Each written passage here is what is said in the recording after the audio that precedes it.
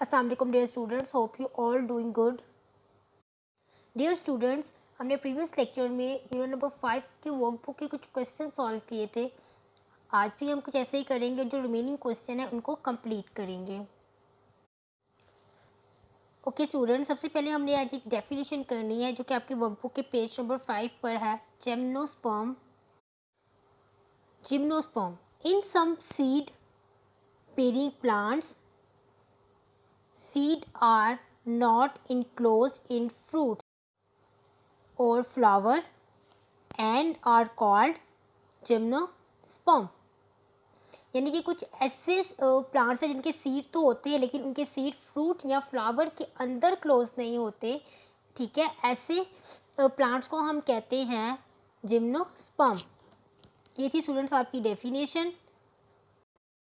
Students, इसी definition के नीचे हमारे पास डायग्राम के 2 क्वेश्चन है, क्वेश्चन नंबर 4 एंड 5। एक बार उन्हें देखते हैं। स्टेटमेंट है, below are the diagrams of internal structure of different stem. यानी कि हमारे नीचे जो आपके नीचे कुछ आपको डायग्राम शो हो रही हैं। ठीक है, ये डिफरेंट स्टेम का इंटरनल स्ट्रक्चर है। Which diagram shows the stem of a monocot and which show the stem of a dicot. Okay, write a reason for your identification. ठीक है, अब ये क्वेश्चन क्या कह रहे हैं? ये क्वेश्चन ये कह रहे हैं कि आपने ये बताना है कि इन 2 स्टेम में से कौन सी स्टेम मोनोकोट की है और कौन सी स्टेम डाइकोट की है। ठीक है, तो स्टूडेंट्स ये आपने खुद लिखना है, हम इसको यूनिट में डिस्कस कर चुके हैं। ठीक है, आपको मैंने आइडेंटिफिकेशन भी बताई थी कि अगर मोनोकोट है तो उसके जो होते हैं उसके स्टेम होते हैं उसमें क्या होता है और डाइकोट में किस तरह का पैटर्न होता है।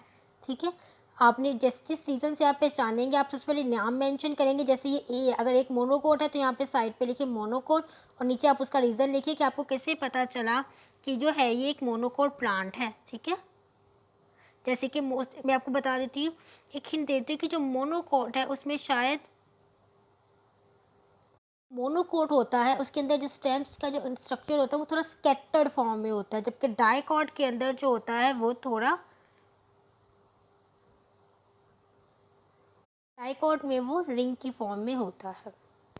नीचे question number 5, which of these is a leaf of a dicot plant and which is a leaf of monocot plant, give reason for your choice. आपके पास 2 प्लांट हैं, आपने बताना इनमें से मोनोकोट कौन सा है और इनमें से डाइकोट कौन सा है।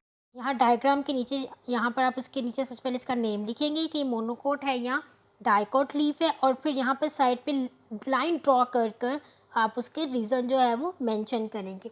जैसे कि जो मोनोकोट होता है उसके अंदर पैराडिल वेन्स होती हैं और जो डाइकोट होता है उसके अंदर नेट लाइक स्ट्रक्चर होता है। तो आपने बस इतना रीज़न लिखना है, monocot leaf have net like veins and dicot leaf have net like structure. ठीक है, सेम थिंग आपने ऊपर के क्वेश्चन में भी करनी है। तो क्वेश्चन नंबर 4 और 5 आपने खुद सॉल्व करने हैं।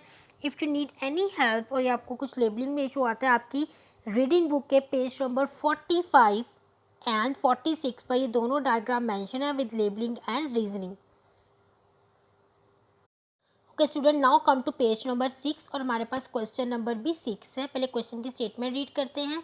The following statements are about the growth of a seed into a plant, put them in the correct order. ये हमारे एक साइड पे आपको कुछ सेंटेंसेस गिवन है। ठीक है, एज यू कैन सी ये सेंटेंसेस बेसिकली डिस्क्राइब कर रहे हैं प्लांट के लाइफ साइकिल को। ये रैंडम ऑर्डर में है। ठीक है, हम इनको पहले अच्छे से रीड करेंगे, अंडरस्टैंड करेंगे और फिर हम सामने इसका करेक्ट ऑर्डर लिखेंगे। ठीक है, सबसे पहले हम इनकी सेंटेंसेस को जो स्टेटमेंट्स हैं उनको रीड करके अंडरस्टैंड करते हैं। नंबर 1 है, the shoot grow upward. Shoot upward grow करता है। अब प्लांट के लाइफ साइकिल में सबसे पहले शूट तो नहीं हो सकता ना, जब भी आप कोई फ्लावर या कोई फ्रूट ग्रो करते हैं, ठीक है, तो डायरेक्टली शूट नहीं होता। तो इसका मतलब है ये ऑर्डर करेक्ट नहीं है। ठीक है, the root begin to grow downward. जो रूट है वो डाउनवर्ड डायरेक्शन में ग्रो करते हैं। Eventually bud appear at blossom into flower. जो अचानक से जो बर्ड जिसे हम कली कहते हैं वो खिलती है और वो फ्लावर में चेंज हो जाती है, खिल जाती। The stem grow stronger and more leaves appear. Stem जो है वो बहुत स्ट्रॉन्ग हो जाते हैं और उसके ज़्यादा लीफ नज़र आते हैं। The seed is buried in the soil. The seed code become soft. हम उसके बाद हम सीड को सॉइल में लगा देते हैं एंड जो सीड कोड होता है वो सॉफ्ट हो जाता है। Leaves appear on the shoot, shoot पर जो है वो लीव्स नज़र आते हैं। The seed leave become soft and open, और सीड लीव जो है वो नरम होते हैं और खुल जाते हैं। तो ये 7 स्टेटमेंट है। अब हम थोड़ा सा अब अपने प्लांट के लाइफ साइकिल को लेकर आए कि जब भी आप कोई प्लांट लगाते हैं या कोई फ्रूट या फ्लावर ग्रो करता है तो उसका फर्स्ट स्टेप क्या होता है। यहाँ पर हमने लाइन बाय लाइन ये सारे स्टेप लिखने हैं। नंबरिंग अगर आप चाहें तो लिख सकते हैं अगर कुछ स्टूडेंट्स को प्रॉब्लम है। इसके अलावा स्टूडेंट्स ये सेंटेंस अगर आप देखिए तो ये थोड़े लेंथी है, और अगर इस साइड पर देखिए तो आपके पास ब्लैंक जो होगी वो सिंगल लाइन होगी।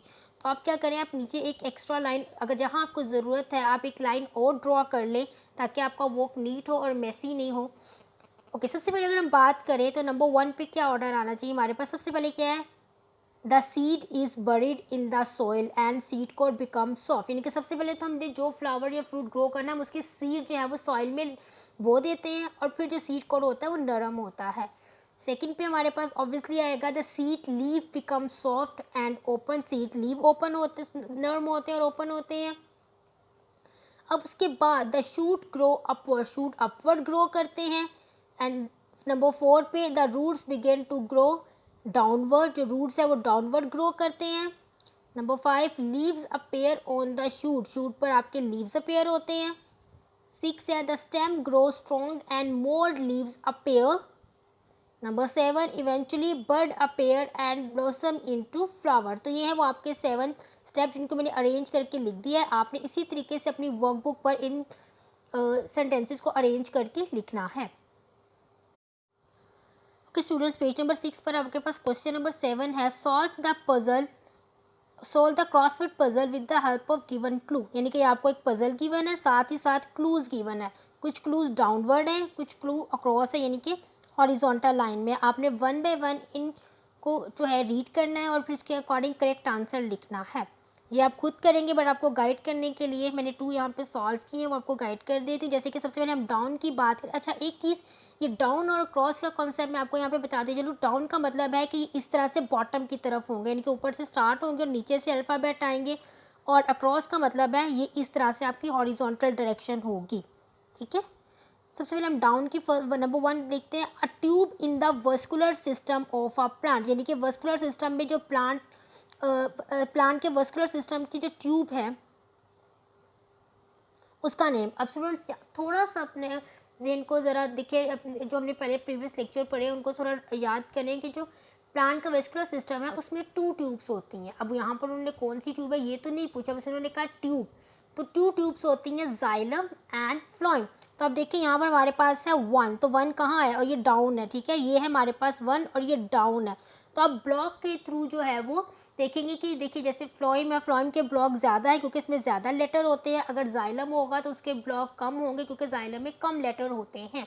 तो क्योंकि इसमें लेटर देखिए 1 में 1 2 3 4 5 6 लेटर है, इसका मतलब ये जाइलम तो नहीं हो सकता, तो ये क्या है, फ्लोएम है। ठीक है, इसी तरीके से नंबर 3 हमारे पास, a tube in the vascular system of a plant के वेस्कुलर सिस्टम में उन्होंने फिर से ट्यूब का नाम पूछ लिया। तो आपको पता है 2 ट्यूब्स हैं, एक हम ऑलरेडी मेंशन कर चुके हैं।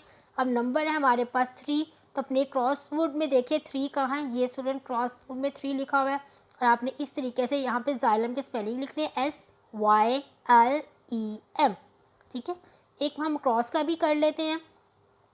The pattern in monocot leaf, monocot leaf में क्या पैटर्न होता है, तो मोनोकोट लीफ में पैरेलल पैटर्न होता है। अब देखिए एक क्रॉस है, ठीक है, यानी इसने left to right horizontal direction में जाना है। और 1 है तो 1 पे ये देखें पी मैंने ऑलरेडी लिखा हुआ है जब मैंने फ्लोएम लिखा, तो आप आके पैरेलल के स्पेलिंग मेंशन कर दें। इसी तरीके से स्टूडेंट्स आपने बाकी के क्रॉसवर्ड को खुद कंप्लीट करना है, आपने खुद सोच के इसको करना है क्योंकि हम ये सारा जो है यूनिट में रीड कर चुके हैं। तो स्टूडेंट्स आपकी वर्कबुक में page number 8 per unit number 5 से रिलेटेड एक बहुत इंटरेस्टिंग सी एक्टिविटी है। ठीक है, आपने इसको सॉल्व करना है, मैं आपको एक बार रीड करके गाइड करती हूँ।